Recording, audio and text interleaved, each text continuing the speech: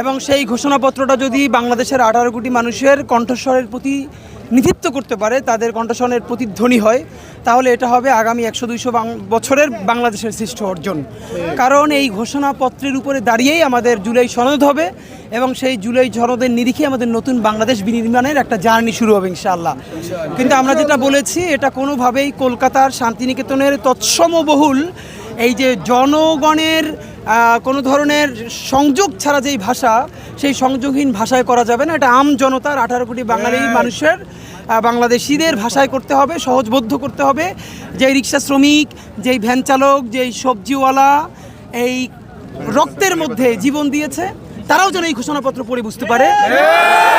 যেন এই ঘোষণাপত্র পড়বার জন্য আবার নতুন করে এখন যেরকম বাংলাদেশের সংবিধান পড়বার জন্য যারা বিসিএস কোচিং করে, তারা সংবিধানের জন্য আবার অনেক ক্লাস করতে হয় শুধু তার ভাষা বোঝবার জন্য, তো আবার তার টিকা টিপ্পণী আর